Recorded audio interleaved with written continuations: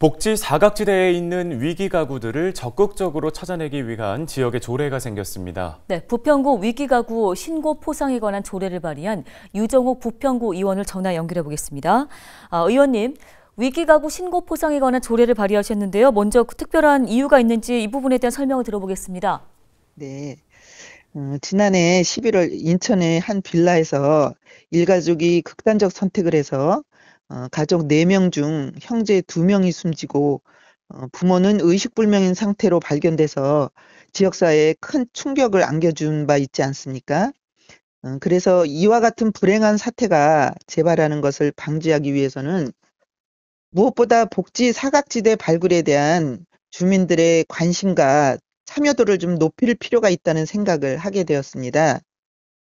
우리가 꼭 보상을 받기 위해 위기 가구를 발굴하지는 않겠지만 위기 가구 신고 포상을 제도화하면 국민들이 주변의 어려운 이웃들에게 보다 더 많은 관심을 갖는 계기가 마련돼서 경제적 어려움이나 건강 문제 등으로 사회적 도움이 필요한 우리 위기 가구들이 조금이라도 일찍 발견될 수 있겠다는 판단 아래 조례를 발의하게 되었습니다.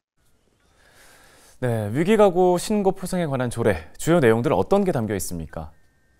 네, 이 조례는 위기가구 신고 대상과 포상금 지급 기준 및 시기에 관한 사항, 포상금 지급 제외, 신청 방법, 환수에 관한 사항, 그리고 개인정보 등 관련 정보 보호에 관한 사항 등을 규정하고 있습니다.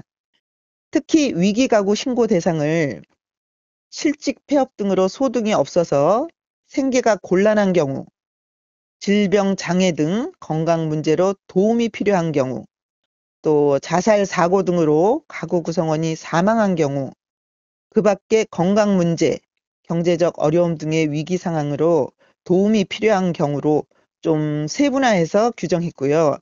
신고된 가구가 국민기초생활보장법에 따른 기초생활보장수급자로 선정된 경우에는 신고자에게 예산의 범위에서 한 건당 5만 원의 포상금을 지급할 수 있도록 규정하는 것이 주요 내용입니다.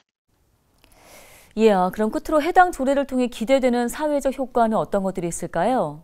어려움을 겪고 있는 이웃에 대한 관심을 갖고 도움의 손길을 내미는 사람이 있었다면 앞서 언급한 우리 인천 일가족 참변과 같은 비극은 발생하지 않았을 것이라고 생각이 됩니다. 그래서 제가 발의한 인천광역시 부평구 위기가구 신고 포상에 관한 조례를 통해서 복지 사각지대에 놓여 있는 위기 가구를 발굴하고 지원하기 위해서 지역 공동체의 긴밀한 협조가 이루어지고 민간 협력이 더욱 강화되어서 우리 위기 가구 지원과 복지 사각지대 해소에 크게 기여할 것이라고 기대해 봅니다.